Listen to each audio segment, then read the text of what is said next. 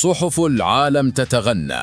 المتحف المصري الكبير قادم بالخير لمصر. 25 مليار دولار سنويا تنتظرها خزائن مصر، 500,000 غرفة فندقية وآلاف فرص العمل الجديدة، تحويل منطقة نزلة السمان إلى مدينة سياحية متكاملة. لا حديث في العالم كله غير المتحف المصري الكبير، القطب الاستراتيجي الجديد الذي يتخطى كونه مشروعا محليا إلى إمبراطورية عالمية. جامعة صحيفة الموند الفرنسية قالت: أكبر تجمع لحضارة واحدة في تاريخ البشرية، هنا بلاد الإعجاز، مصر أم الدنيا.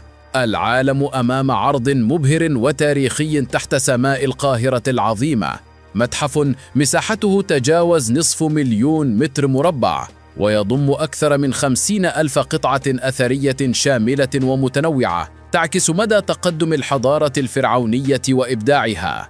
بينما قالت صحيفة الجارديان أن مصر هي هبة العالم، هدية الله إلى البشرية، استحقت لقب أم الدنيا ولا غيرها يستحقه. وأكدت أنه كلما توقع البعض أن تلك البلاد تنكسر بفعل مطبات سياسية واقتصادية، قامت ناهضة وقدمت العالم نموذجا تفشل أي أموال وآبار بترولية عن تقديم خمس عبقريته.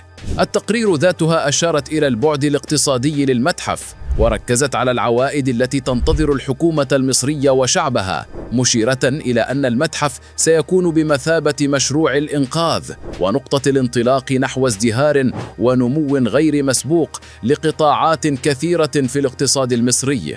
توقعت تلك التقارير أن يزور مصر سنويا ما بين 5 إلى 10 مليون زائر بقصد المتحف المصري الكبير، وأن إجمالي ما يمكن أن تحققه مصر سنويا من وراء المتحف الكبير قد يتجاوز 20 مليار دولار، تغنيها عن كثير من سياسات الاقتراض التي عطلت اقتصادها خلال السنوات الماضية. وأكدت التقارير أن الحكومة المصرية جهزت أكثر من 300,000 غرفة فندقية، وبدأت الانطلاق في مشروع كبير لربط الهرم بالمتحف وتحويل منطقة نزلة السمان إلى ما يشبه أهم مدينة سياحية شاملة تضم مجموعة من الفنادق والمولات والمشاريع السياحية. وتشمل الخطة تشغيل المجتمع المحلي وإشراكه في المشروع بما يعود بالنفع على الجميع. فيما أكدت التقارير أن مشروع المتحف المصري الكبير يعود علامة بارزة في تاريخ المصريين وشهادة تاريخية بحق الرئيس عبد الفتاح السيسي الذي أصر على المشروع بكلفته الضخمة رغم ما واجه البلاد من تحديات ومصاعب في السنوات الأخيرة. وأوضحت أن هذا الأمر انعكس بالسعادة والرضا على المصريين الذي سبقوا العالم بالاحتفال في الشوارع والميادين على مقربة من المتحف المصري قبل افتتاحه بأيام. وقالت التقارير ذاتها: لأول مرة منذ 30 يونيو وتبعاتها تغزو الأعلام المصرية الميادين والشوارع لنجاحات غير كرة القدم. إن الشعب المصري اليوم يشعر بمعنويات مرتفعة جدا في ظل المنجز الضخم والذي أعاد ثقة الشارع والجمهور بالسلطة، ويمثل عملية شحن جديدة للطاقة والهمم بعدما بدت الآمال والعلامات واضحة في هذا الطريق. نعم، كان طريقا شاقا وأصر عليه الرئيس عبد الفتاح السيسي رغم تحذيرات المستشارين والدوائر، لكنه قال: سأفعلها ولن أتخلى عن طموحي بالنهوض بهذه البلاد العظيمة، وسيحاسبني الله كما سيحاسبني المصريين والتاريخ. تحدى الرئيس السيسي كثيرا من المستشارين والمعارضين في مرات كثيرة.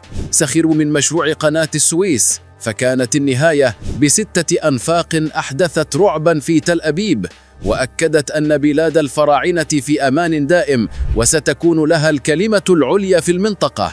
قللوا من التنمية والنهضة، فخرجت العاصمة الإدارية في أبهى صورها، وحظيت مصر بأكبر نهضة في الطرق والكبار.